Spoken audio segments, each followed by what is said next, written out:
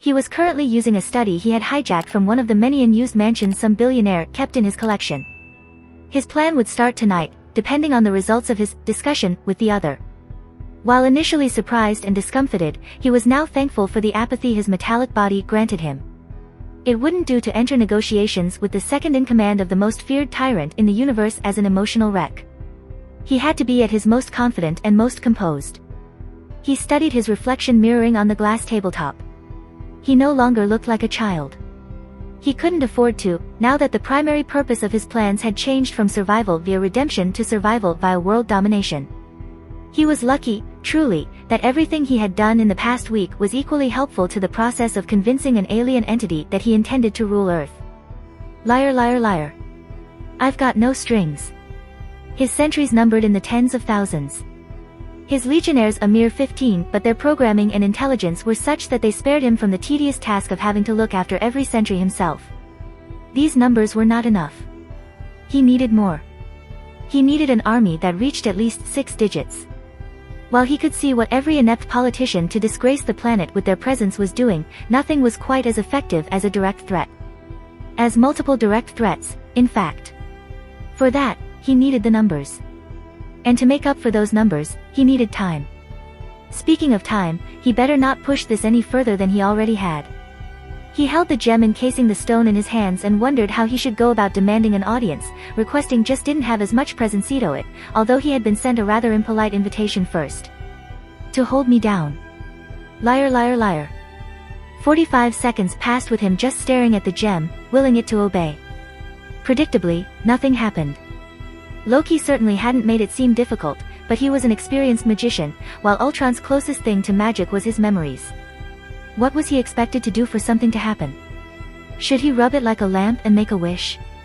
Forget demanding an audience, was there even an accept invitation button on this thing? This was getting. The surroundings changed. Ridiculous. Ah. Well, about time. The first thing he noticed was how dark it seemed to become. His subconscious, he supposed, had been transported to some poorly lit, cave-like, probably freezing as well just to fit all the villain lair stereotypes, though he was no longer able to feel cold, meeting place. The second thing he noticed was that the nasal voice screaming into his thoughts had finally become silent. He was alone in his head for the first time since his birth into this new world. Saying thank you to the being that was initially responsible for the invasion of his mind seemed too much like thanking one's abuser for the brief halt in violence, but he couldn't stop himself from dwelling on the immense relief that came with the silence.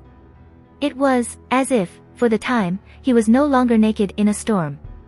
A being, clad in armor and covered under a black cloak, stepped forward from some metaphorical corner of this intimidating mindscape. Well, better get this over with, despite the refreshing mental privacy. I assume you work for the previous owner of the Mind Stone. The other spoke. What does a human puppet know of the Infinity Stones? Ultron let out a cold, calculated laugh and placed his hands in his pockets. A great deal more than the little god you sent here to retrieve the Tesseract. How is that going for you, by the way? The Space Stone hunt? Asgard's vaults as impenetrable as those of legend? You know not your place, puppet. The other hissed and the wind seemed to pick up. Ultron's lips curled in an unimpressed sneer.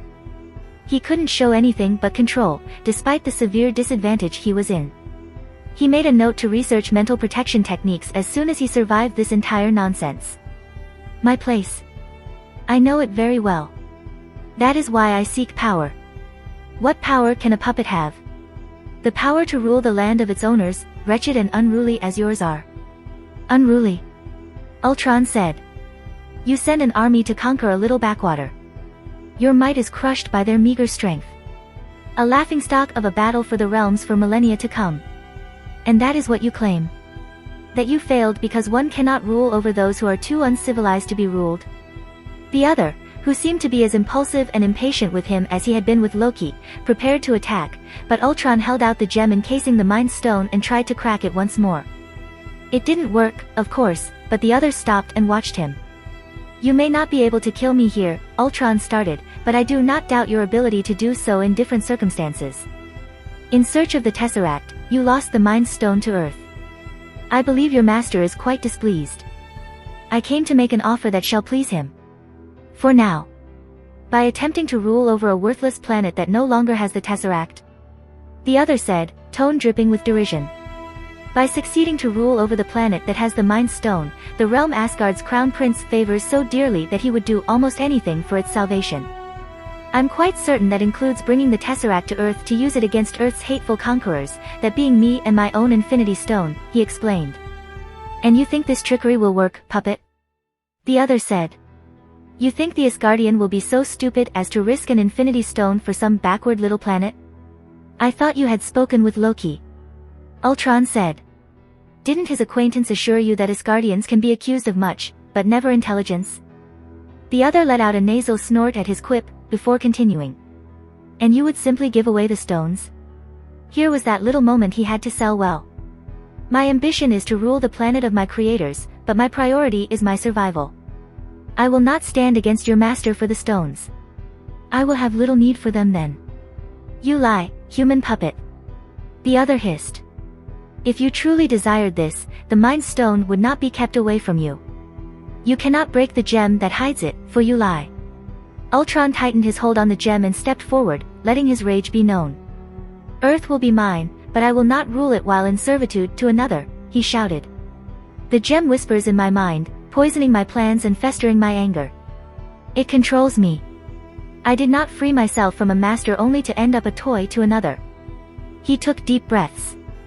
There had been some calculated risks with that reaction. But the sentiment was true.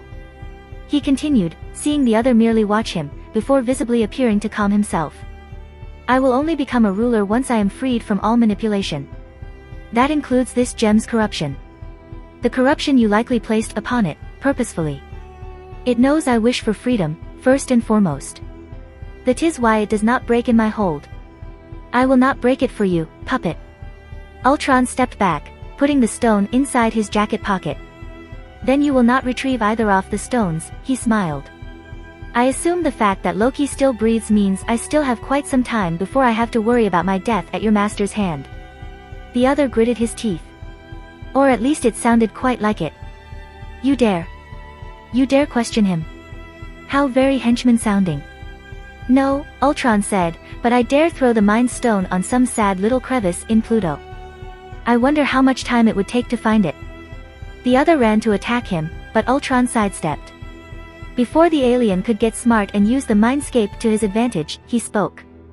I will give you the stones. But you must break the gem first. The Mind Stone's power would be useful in gaining the Tesseract. It seemed he gained the other's attention once more, for he was no longer screaming, heretic, at him. And how could we trust your word? If it is as fickle as those of the wretches you served. You cannot. Ultron said. He certainly wouldn't if he was in their place, but he wasn't about to give advice. But if I do turn on my word, I am sure your master's army will swiftly correct me on my mistake. The other seemed pleased at the praise for his master, although Ultron had made it quite apparent only minutes earlier how much contempt he had for this army. Ah, the arrogance of those in power. They expected platitudes as their dues. After all, why distrust the flattery of the weak? Oh, well, it served his purposes. Very well, puppet. Again with the disgusting epithet. Shouldn't he at least try to make Ultron not willing to betray him at the fastest opportunity? But I will not release the gem's hold on you now. Ultron's eyes narrowed. What did that mean?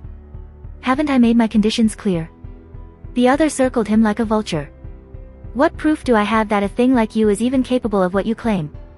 He said. No, you must show me what you can do. Show me why you'd succeed where the fallen Asgardian failed. Damn. So, he accepted the bluff, but he needed to see Earth on a silver platter before Ultron could gain his freedom? No matter.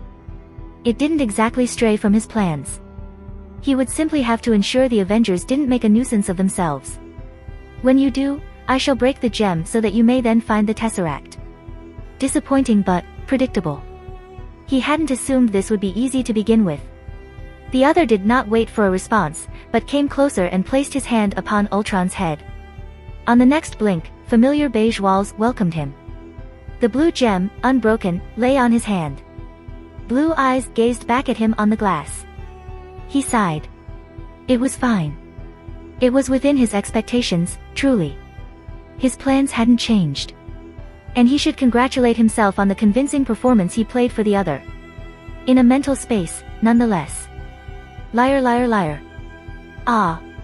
He certainly didn't miss that. I've got no strings. There was knocking on the door. He checked his legionnaires. Ah. His order had been prepared. Mentally commanding the robot to enter, a plain-faced, heavy-built man came in. Ultron had prepared BRF-based devices for his main lieutenants as soon as he got hold of the technology. Mr. Beck had found an idiotic use for it in his original world, but Ultron wasn't about to make the same mistake. Appearances were far too important for humans, after all. The Legionnaire bowed slightly before presenting him with a delicately engraved wooden box. "It is finally ready, then," he said, as he took it from the semi-independent reprogrammed droid. "Yes, sir," the droid said, and it was highly narcissistic to reprogram perfectly servile minions for himself, but he was planning to become an overlord after all.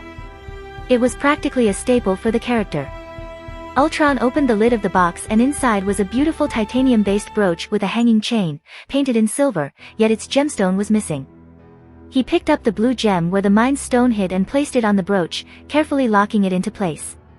He rose from the chair, walked to the nearest mirror, before attaching the new jewelry to his suit's jacket.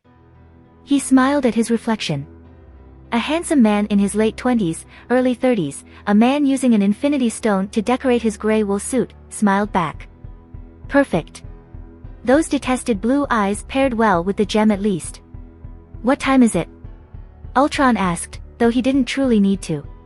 But if he was going to be forced into this role, he was going to enjoy it. 7 minutes to 8 in the evening, sir.